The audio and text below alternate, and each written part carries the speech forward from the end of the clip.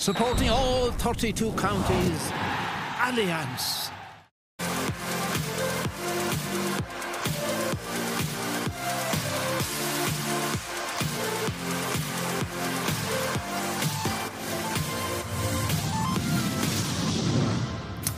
Hello and welcome along to week 2 of Alliance Leagues Reloaded. Another thrilling weekend of football and hurling action as we look back once again in the company of Kieran Donaghy, Seamus Hickey and Eamon O'Shea of the Irish Times. So much to discuss tonight. There's the heroics of Carlow, the lay of the land in Cork and just what's going on in Tyrone. Oh, and we do have the small matter of Kerry against Dublin this Saturday to chat about too.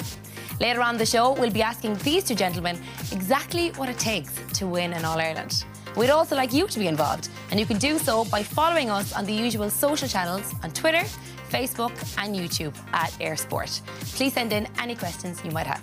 Now, here's a little taste of what's to come on the show tonight.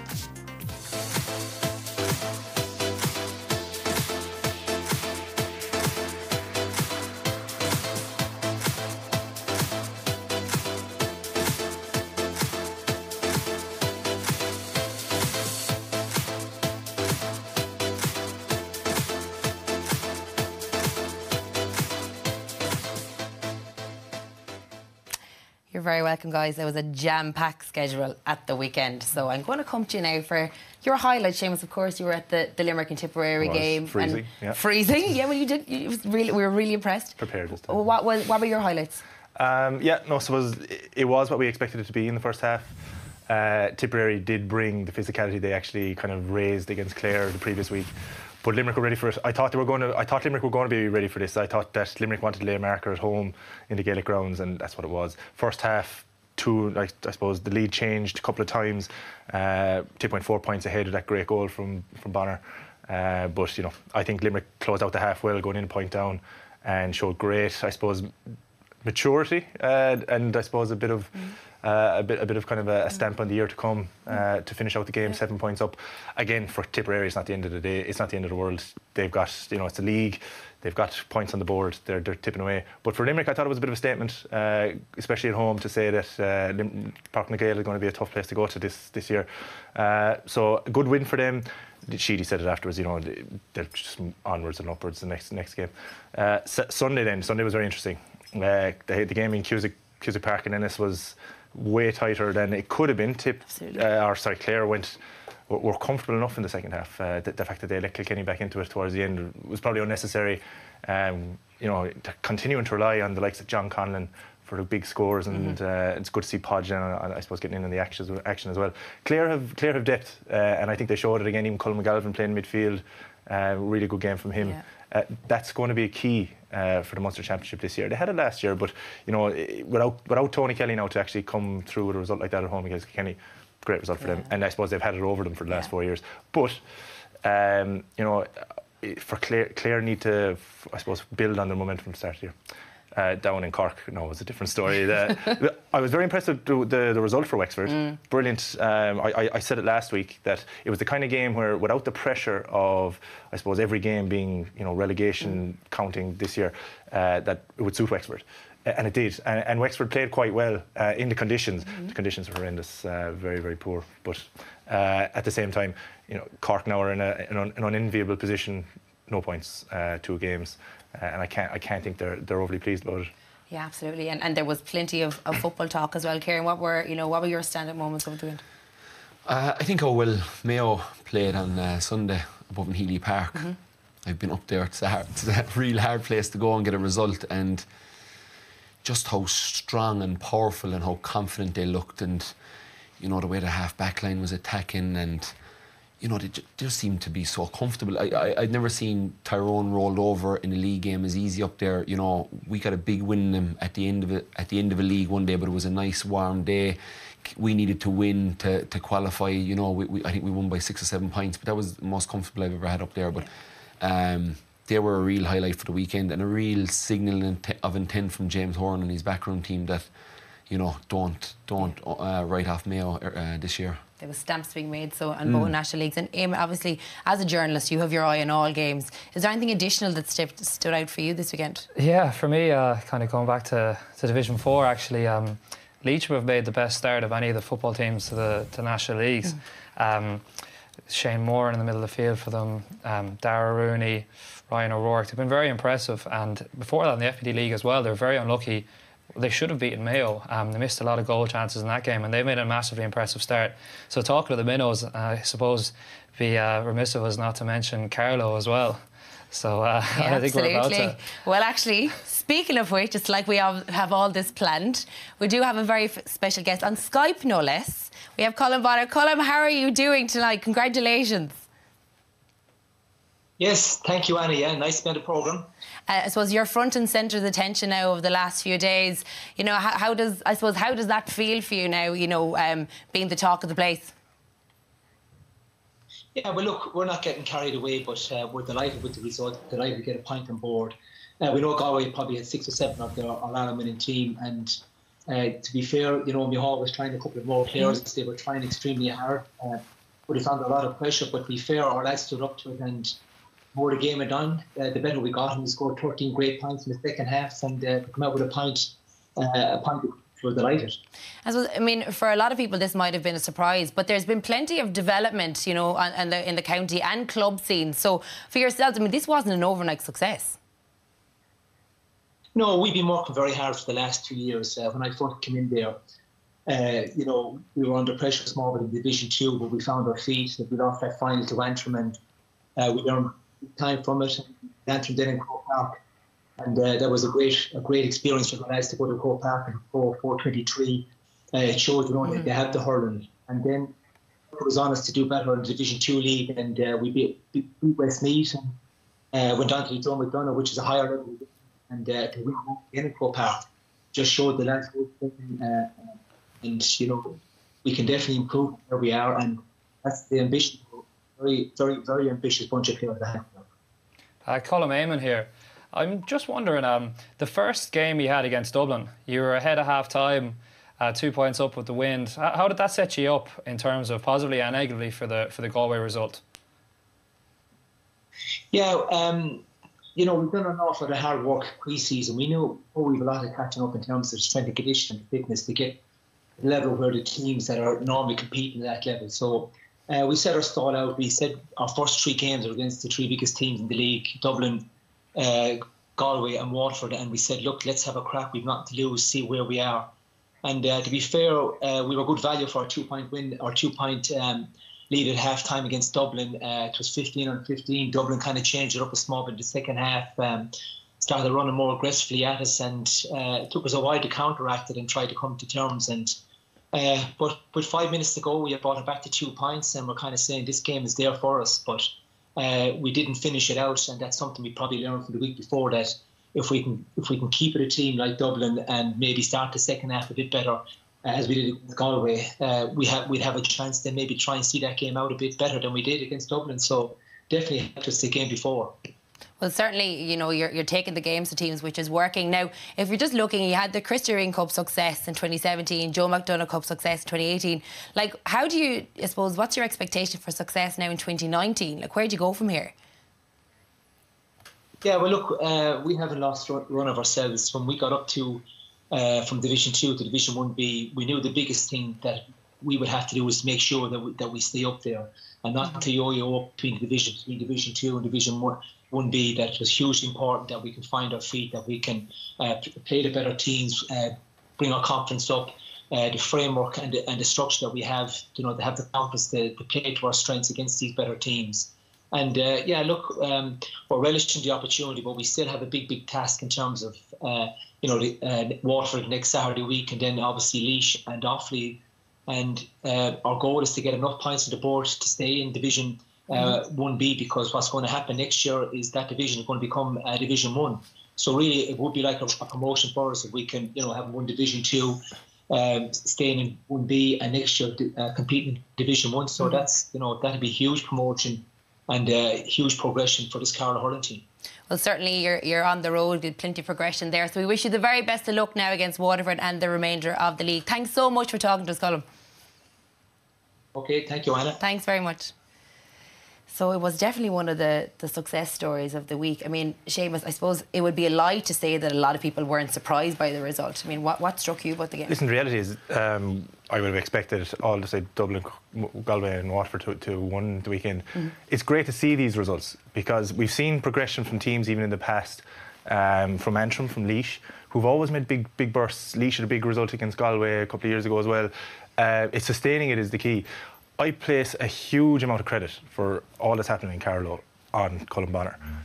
The work that he's done in WIT and the Fitzgibbons that he's actually done will actually give him a great insight for the coming game against Waterford. He knows a lot of those players inside out.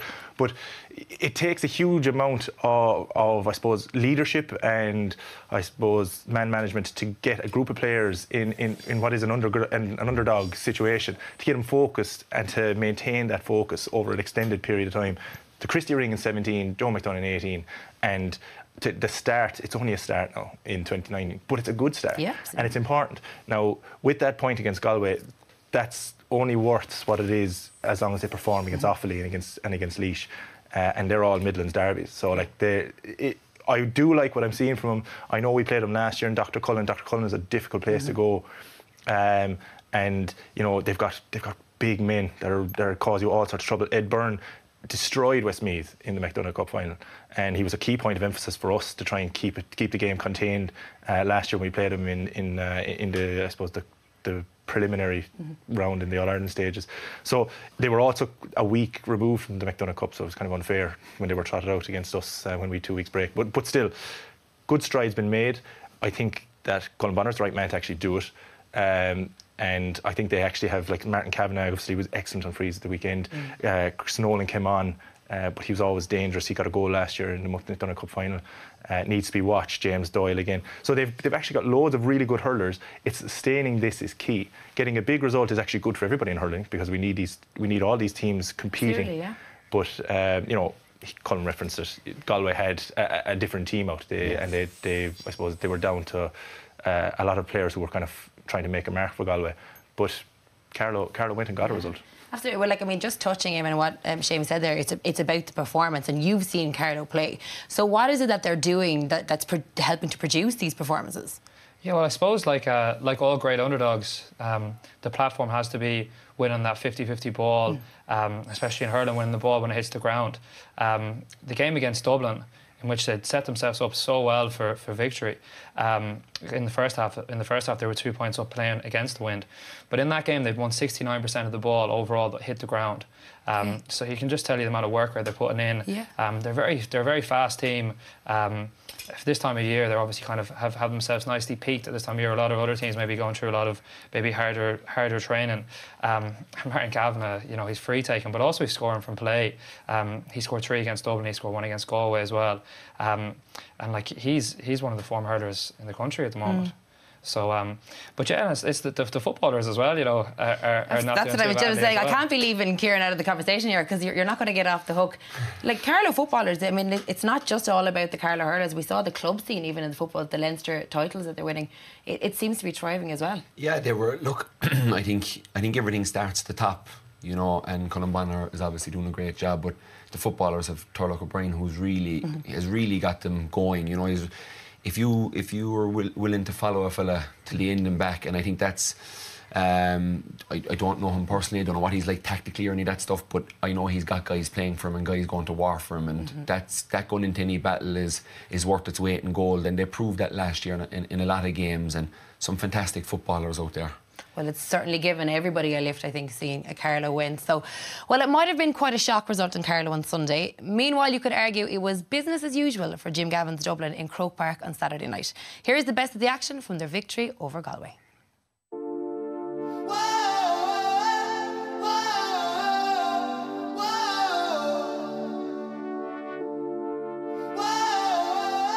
So we're going to find out how Dublin will react to that rare defeat. They're back at Croke Park tonight for the first time since the All-Ireland final. Everybody fascinated to see how Galway will set up tonight. Kevin Welch will be looking for some of his bigger names and more experienced players to really, I suppose, come to the fore. Peter Cook, 5 points for NUI Galway during the week, and that's his first tonight. He sidestepped Flatman Cunningham, just wide. Costello. Again, he slips the tackle. Left Sean Kelly for dead. And this time, Cormac Costello hits the target. Costello's high in confidence. He can do things like this easily. He doesn't even think about it. Shane Walsh or Johnny Heaney haven't been able to get involved as often as Kevin Welsh would like. But what you've seen from Dublin today is inevitably the real Dublin.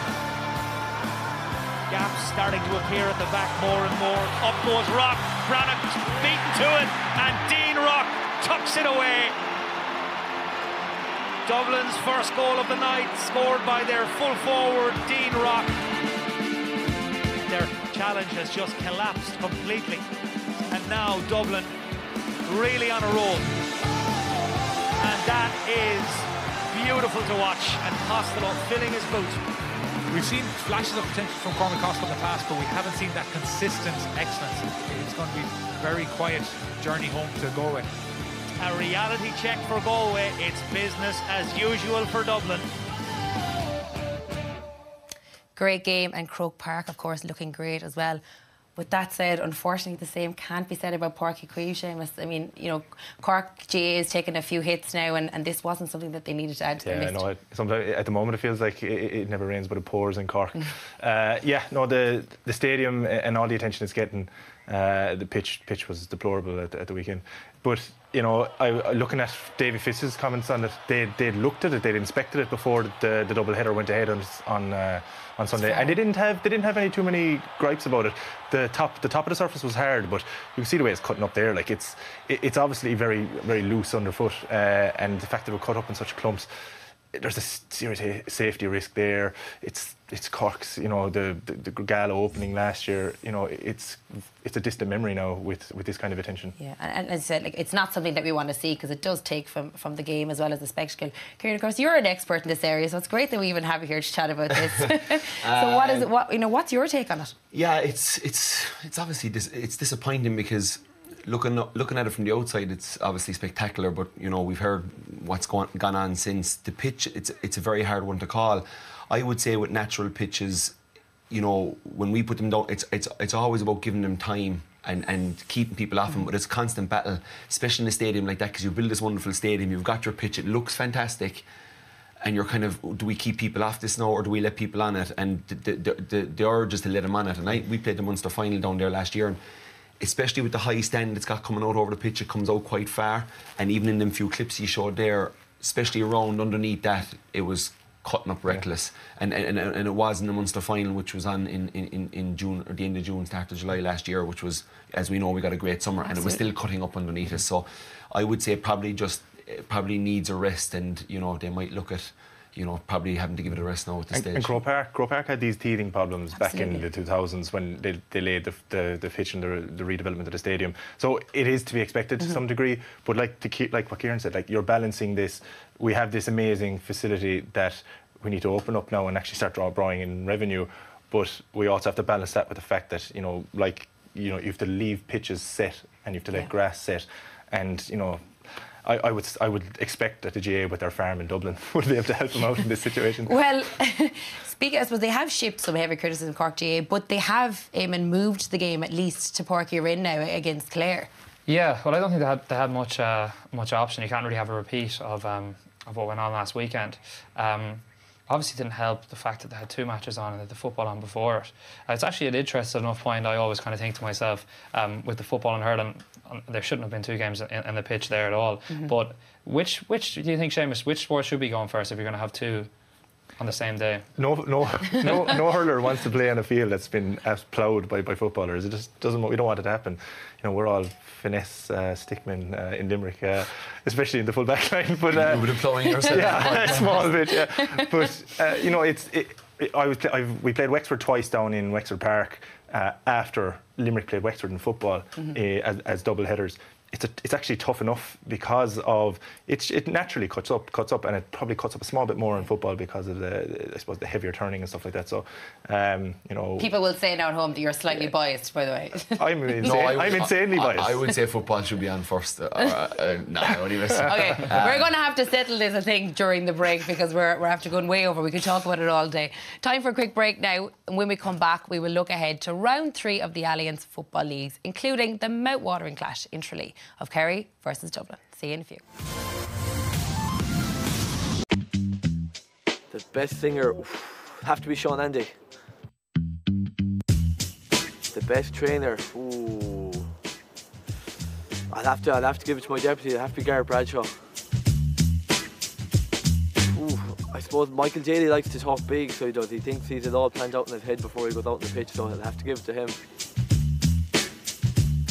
Gary O'Donnell, definitely. He's always whinging about training. He's always whinging about someone missing training too, so has to be God. Adrian Farley, not a doubt. You could wind him up with Anton. The player's player. I can't say myself really, so I'll have to go for somebody else. I'd have to go. You'd have to go with Barry McHugh, I think. Jeez, it's a hard one to pick, but I'll go with Killian McDade. Yeah, he's after back from Australia. He's just lost a bit when he went down under. The most intelligent player, sure, we'll go with Rory Lavelle. He's studying away for exams at the moment there, so we'll say he's the most intelligent. The worst banter. Oh, it'd have to be Tom Flynn. You won't like that. Dressing room DJ, I'll have to give it to Adrian Verley. He likes to throw on a few tunes and mix it up, so give it to Ado. Can I say it myself? I'm going to take that title, even though Podge will disagree with one GPS test. Slowest on the team. Oh, it has to be Damo, yeah. Damo, of course. He's that big, sure, he can't run quick.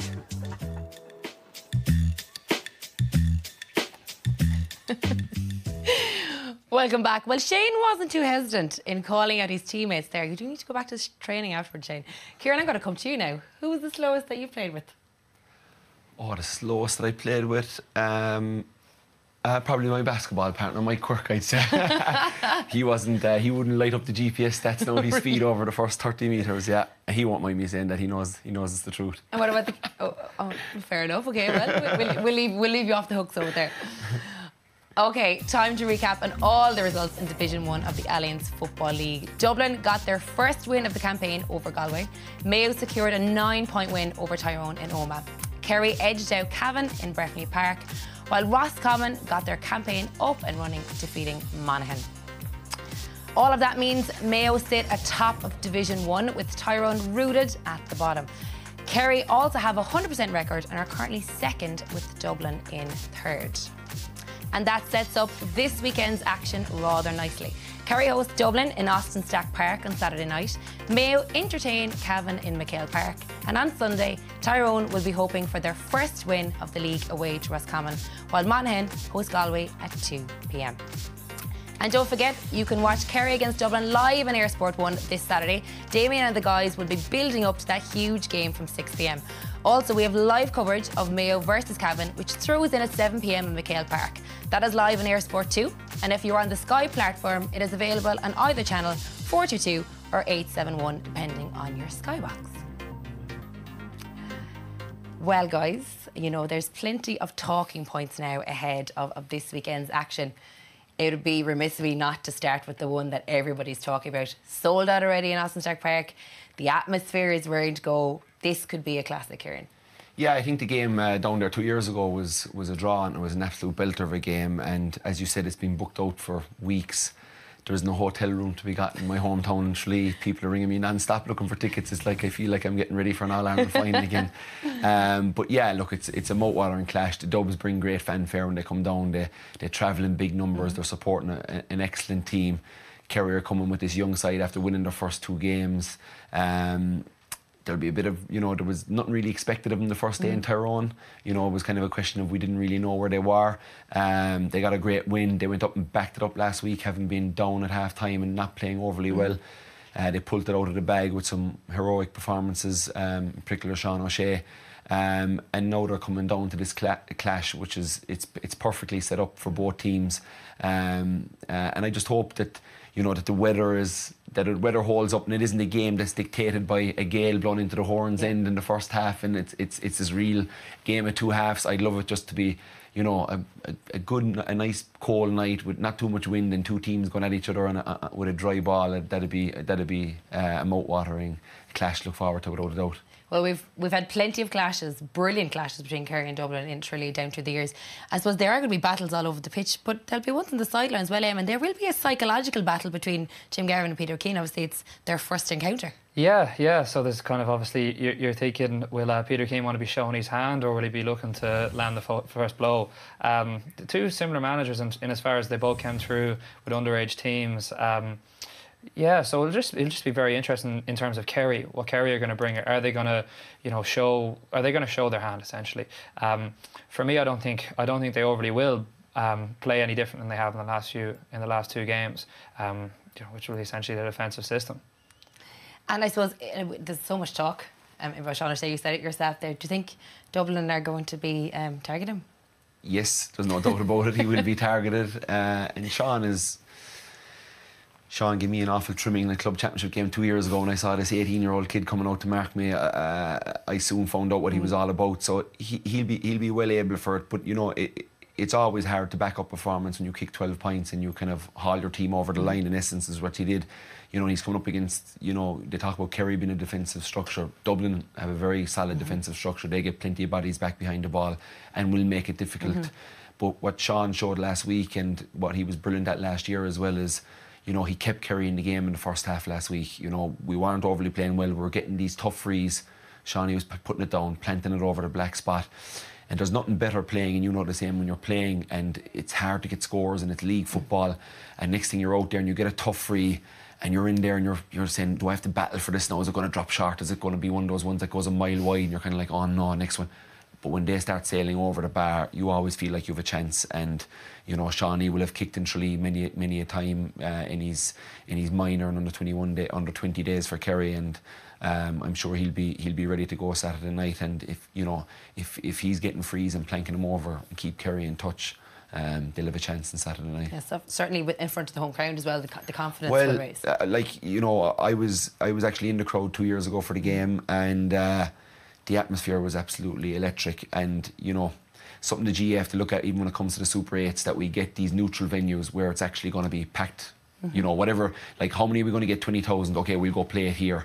That's very important, and that's what Tralee gives, maybe more so over Killarney in a league game. I think Killarney in a league game, when you've 10 or 12,000, it looks kind of empty because it can hold 45. When you bring it to Tralee, 12,000 inside there, it's absolutely packed to the rafters, and you get that. Players get that buzz.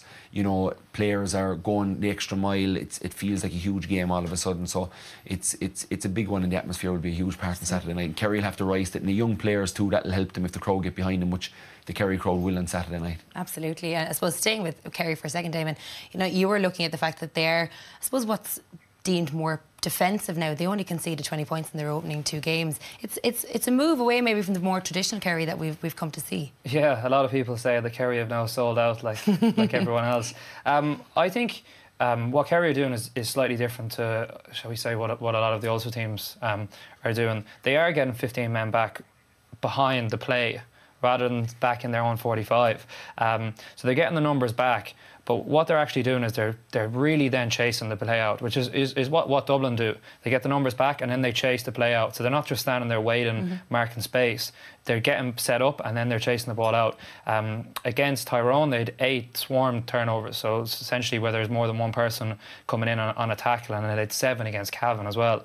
So that seems to be something they're really working on, and that's a template that I would see that would be something that Dublin do, which is kind of an advancement on a lot of what most teams are doing, and they're just bringing people back. And then when you're swarming, it allows a counter-attack.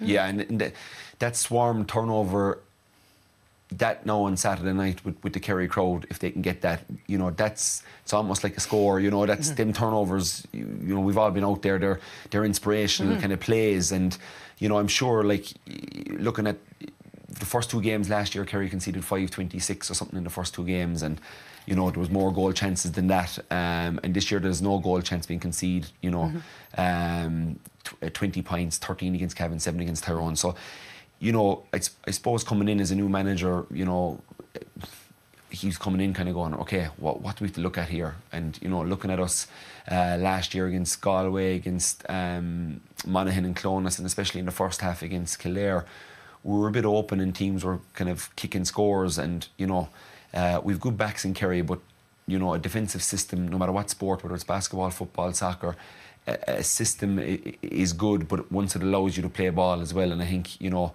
as solid as Kerry have been, I think especially against Tyrone, it was all about getting that victory against Tyrone. I think Cavan, they were able to express themselves a small bit more in tough circumstances. But yeah, look, I don't think we've gone to the dark side, but I think certainly as a new manager has come in, you know, it has to be made solid, especially we're missing a few marquee forwards. So, you know, we have to work for our scores, but we've got excellent players, Breen Begley, Tom Sullivan coming out, Paul Murphy, great ball players that are coming out at pace and allowing us then to get up the field. And I suppose like that, you have to constantly evolve to stay on the top. So I'm going to ask you both now for your prediction, because there are arguments for both sides, but who do you think is going to take the points? I'll have to go with Kerry in Tralee. They should have won there 2 years ago. They conceded a dubious late free. So I'm predicting maybe a 1 point win. It'll be very tight. It's going to be tight. And you know, Kerry with the home crowd behind them, and a team looking to really prove themselves, and a team looking forward to battle. And I'm sure Dublin will be too, but it has to mean more to Kerry on Saturday. Yeah. If you've 4-time All-Ireland champions coming down to you, you have to be out of your mind for the victory, and I'm sure they will be a Saturday night. It was never going to be anything else anyway from him, so I don't even know why I asked him. But Eamon, I'm going to ask you a more neutral perspective.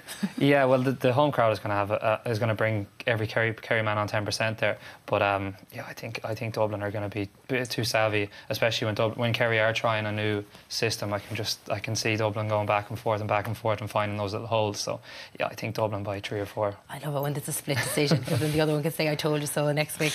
Right, okay, well, let's move on now to Mayo Cavan. Okay, and like every year, particularly in the league, you know, new squads, new faces, and Mayo certainly have new faces. Eamon, who's caught your eye? Yeah, well, I think it's kind of the lazy analysis, and that everyone talks about Mayo's need for a new forward. Mayo found a new forward this year. For me, Mayo's backs are actually more of a problem than their forward line on the big day. And what they've really struggled with in the last few years, especially against Galway, is a bit of a calm head in that middle third. So while Fionn McDonough really stood out against Tyrone, the player who really stood out for me was Michael Plunkett, centre half back for Mayo. You know, this player, it was his first league start for Mayo. But instead of looking like a duck out of water, you can see him here. His head is up constantly. He's like a duck in water. The way he picks this pass out, he actually had 30 possessions in the game. He had a point which was narrowly wide, and in the other 29. He had accurate passes. 14 of them were kick passes. You can see this one with his left foot. And this is something which Mayo have been desperately missing for the last couple of years. We've got a lot of players who are very high octane around that middle third. You know, and they pick up a ball here, and if there's space in front of them, if there's a man in front of them, they're going to run through that man. If there's space in front of them and a kick on, they're going to kick it. But they're not going to stop and steady themselves exactly like he did there. Take the tackle, look left, look right, and give that little pass. And I think he's a potential. He's going to get a lot sterner testing in that game. But he has a potential to bring Mayo on another level, because he's something that they don't have. Yeah, exactly. And as you said, that's something that they possibly need. Let's talk a bit about Cavan now as well for a second. I suppose, I mean, Michael Graham's involvement with Mullinachta, do you think that's having an impact on Cavan's preparation?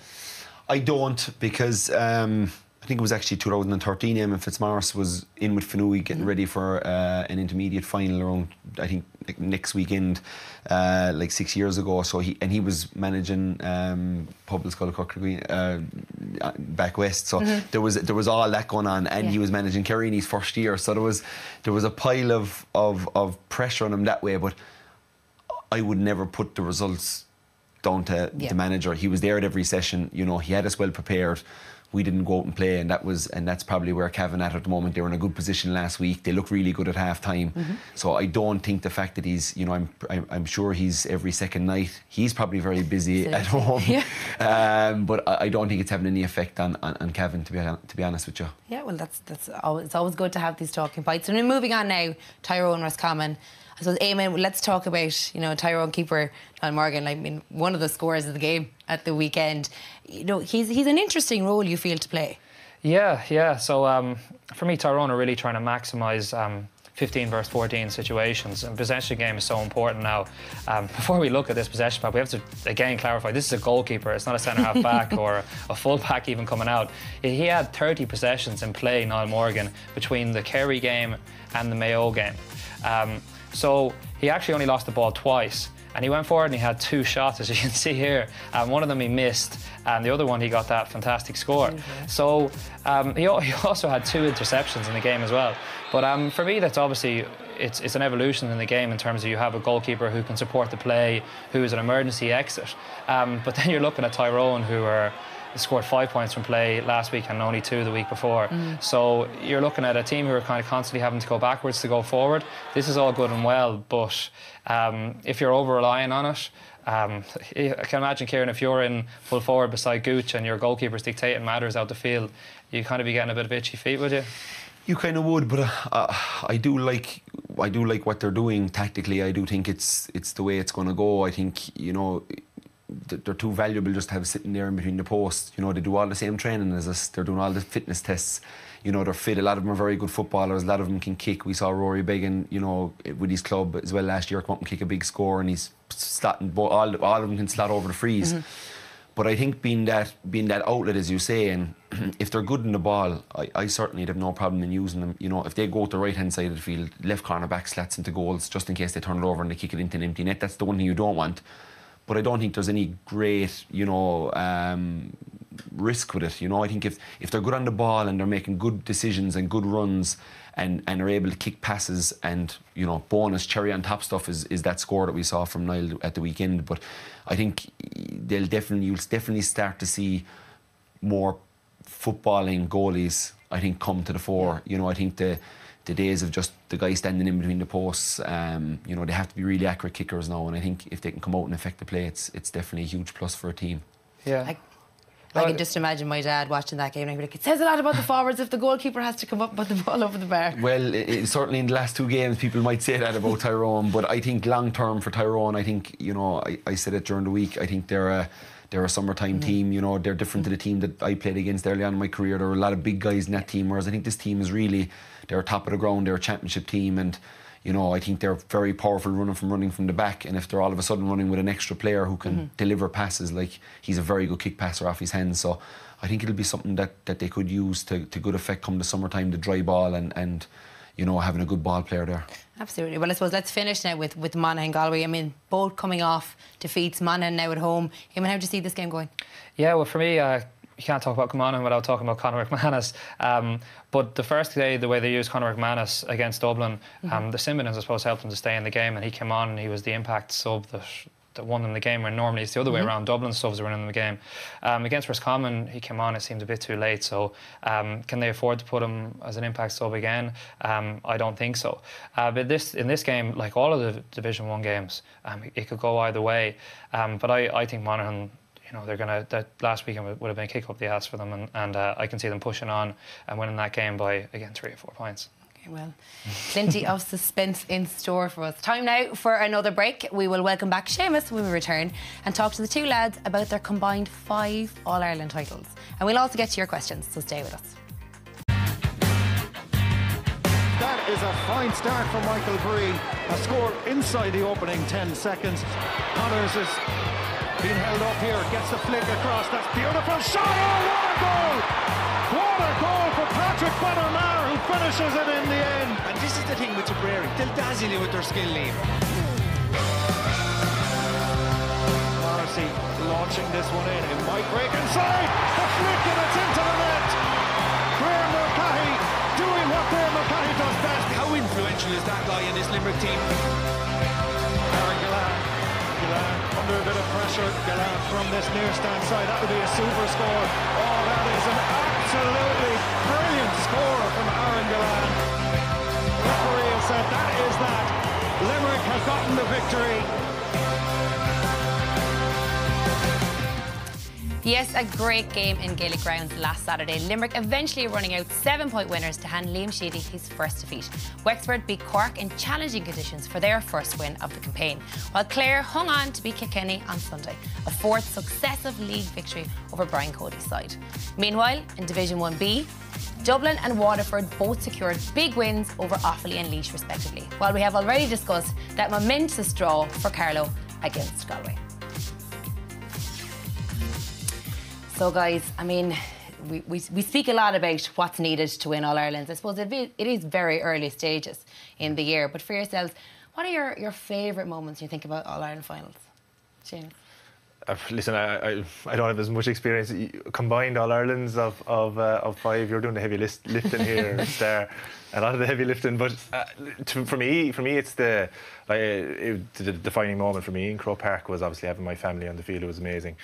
It made an awful lot of, I suppose, the sacrifice you make off the field to bring it onto the field. It was incredible. But the confetti, it's really cliche, but when the confetti came down in Croke Park, I've watched countless teams standing under that, and the goal streamers came down in Croke Park, and my daughter was running around with one of them, and she took it home. So, like, you know, these are the things, and these are the small things. And then, like, the cranberries coming on over the PA in Croke Park, the whole of Limerick remembers that more than Declan lifting the cup. So these are the small moments on All-Ireland final day. Yeah, but nonetheless extremely important. Kieran, what about you? What are the standout moments and memories? I think for me, like, to even think about winning an All-Ireland medal when I was 19 or 20 just wasn't in my head. I don't know where you were in your careers on the way up, but I was never the guy. I was always a sober kind of a role player at that time. But for me, sitting down on the bed in the Burlington the night after we won our first All-Ireland medal, and I was sitting there putting on the shoes, and we're getting ready to go down to the banquet.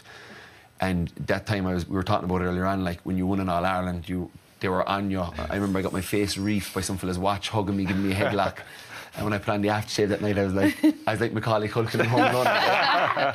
So I think you're sitting down in the bed, getting ready to go downstairs. It just kind of hit me. Hilary was pottering around the room, getting ready. I was after putting on the shoes, and I just lied back in the bed, and I was just like, I'm after winning an All-Ireland medal, and I'm after winning it with Seamus Moynihan and Eamon O'Shea, fellas that I'd watched since I was a youngster. And I think I said to her, like, you know, I'm going to be on a wall in some pub in Kerry in 30 or 40 years, and who would have thought it? So that for me was a very special moment, because it was the two of us. It was me. It was away from the madness that had just ensued, and I was just getting ready to go down to more madness, which was the banquet at the time. So yeah, that was probably one of my favourite moments. It's a fairly cluttered wall, and that pub in Kerry. You need to build on an extension. At least I'll have some sort of space on my wall. I can actually remember, for me, it was the Monday morning. It was that you know, when you open your eyes, and for those first few seconds, because I've been on plenty of time of sides where it's like you'd feel that gutting feeling of losing. Yeah. But just those moments, that elation, and you said you're lying there, probably no one around you, you're like, oh my God, you know, we did it. God, you roll over, then you see all the fat frogs in the window singing. Okay, there's a different show now, different show. And even, like, I mean, you've met so many players. I mean, and you know, you hear about all the talk about defining moments as well. You know, and often teams, you know, Limerick had it against Galway. Is there any standout moments for you in teams down to the years? Has there been that defining moment that you knew they could take this title? Yeah, I suppose, especially when you're up in the press box in Croke Park, it's obviously very different than being on the field, but it's also very different than being in with the fans. You know, you don't have the celebration or the disappointment for the whole way through, and obviously at the end. But in terms of moments, yeah, like you can't really look past 2012 is probably one of the most emotional finals, when you had Donegal coming through and Mayo, and the neutrals didn't really know who to support. Micheál Murphy's goal. I think of Michael Darragh Macaulay diving out on top of a ball. Kieran won't want to think about it. And flicking it on. Conor Gormley's blocks. You know, the game is made up of, like, the small moments for the winners, but it's also, we were talking before, it's made up of the small moments for the losers as well, Seamus. It's the margins are so incredibly fine, and the margins for success, like the Richie Hogan's goal for Kilkenny in the last 5 minutes against us last year, it was Tom Morrissey catching a puck out, or you could say the year could have been over. So they're that kind of margins, and I think of, like, when I think of teams then trying to make the breakthrough, I'm thinking of Waterford 2 years ago against Kilkenny in the All-Ireland semi-final. You know, a team that they were playing such exceptional hurling, and you'd felt like they had to beat Kilkenny if they were going to win the All-Ireland. And there was 3 instances in the second half: Kevin Moran, Austin Gleeson, wides, and heartbreak. Like, that's the margin. And the replay, it didn't go their way, and Kilkenny won the All-Ireland. I suppose that's the beauty of sport, isn't it? That it's always unpredictable. You know, it's never over till it's over. It's so fine, and the victors, you know, write the history. Well, you know what? Plenty of people today were obviously really intrigued about this chat, and they've sent in loads of questions surrounding this. So I think we have to give a shout out to them too. So, Kieran, this is an interesting question for you now. So this comes in from a guy called Paul Ganey. It's not Paul Ganey, you're Paul Ganey now. Does Kieran think that Eamon Fitzmaurice stayed on too long and was too loyal to senior players? No, I don't think he was. I think Eamon, every player wanted Eamon to stay on again this year. You know, Eamon's decision was very much based around public opinion, and you know, Eamon to the players was everything. You know, the players would have died for Eamon, and they really followed him. They would have followed him to the end of the earth. Too loyal to the older players, I don't think he was. You know, there was times at games last year where, you know, there was the Galway game where me and Darren Sullivan didn't get on, so he wasn't too loyal to his old servants at that stage. You know, he started me against Monaghan, didn't play particularly well. I think he actually stayed loyal to me in that game, and it was to our benefit late on. But I remember that coming up to him after that game going, Jesus, fair play to you, because I would have taken me off because I wasn't doing too great. David Clifford bailed us out of it in the end, but I don't think he was, no. Yeah, and I suppose, as you said, you have to make the tough calls as a manager. Yeah, one way or another, someone's going to have an opinion. Whether they're young or old, you're going to have to make tough calls. I think continuity is one of the best things. I craved continuity in Limerick, and I had 7 different managers in nearly 10 years. Continuity is something you know, it's something familiar, it's comfortable. As soon as you change, and you could change to the greatest thing coming up, but there's no certainty there. You don't know how it's going to turn out. And I've been part of teams where successful young lads have been introduced ahead of guys who you know their form, you know their history, and they have experience. And it probably didn't work out. So hindsight is 2020. But I thought Eamon did an incredible job in Kerry when he was there. Yeah, well, there's another one in here now, because speaking of David Clifford, Eamon, I'm going to go to you from Jaden Tynan. Right now, Sean O'Shea or David Clifford? David Clifford. Sean O'Shea, he's been carrying Kerry at the moment. His free taking is incredible. In terms of general play, you know, Clifford has the two, and he's a complete superstar. He has absolutely everything, Clifford, really. And even in terms of being the marked man last year for Kerry, he's shown that, you know, against Monaghan when they were dragging out of him, you've seen that bit of bite from him. Sean O'Shea played very well for Kerry last year as well, but he wasn't kind of carrying that same burden. So we don't really know if he has that full extent of the next level. So for me, it would be Clifford, but the two of them are incredible. They're incredible talents to have coming through. Yeah, I suppose I was asking you a tough question there now, but I said I'd throw it at you. Okay, so there's a very interesting one here from George Ford, and he said that, you know, he would love to get your insight and to talk us through the day of a big game. You know, what's it like in terms of the atmosphere, even the superstitions, you know, the different teammates and their rituals. You know, each you have your different experiences. So give us a brief synopsis. Question. Eating chicken and pasta at 11 o'clock in the morning when you're playing in Cork. Oh, yeah. That's the first downer anyway, I can tell you that much. It can only go up from there, but everybody has their superstitions. I think, you know, the bigger the game, you're quite nervous, but I think you're in your environment, you're in with your guys. You kind of keep each other sane and calm, and you'll be concentrating on distracting fellas. You'll be talking about all types of stuff, so might just get a fella's head off the game for, because it's the last thing you think of going to sleep. It's the first thing you think of when you wake up in the morning. So, you know, it's not healthy to be thinking about it all throughout. You have to break it up a bit. You actually crave, especially on match day, to actually get into the team environment, because then you're out of the mainstream and people talking and wishing you well. Sometimes it's the most distracting thing is people, and like they mean the very best, but it's like, oh, best luck today, and like they've no idea what it's doing to your own, like how you're processing the game in your head and what you're thinking about. You know, it actually takes a good bit of training, a bit of experience to actually handle that. Some people love going on about it and love engaging with people. Shane Downing was excellent in Limerick. He loved talking to people. He talked to people in the pharmacy about games all day long, not bother go over and slot over 11 points on the Sunday. But other people don't go into their shell. So it depends.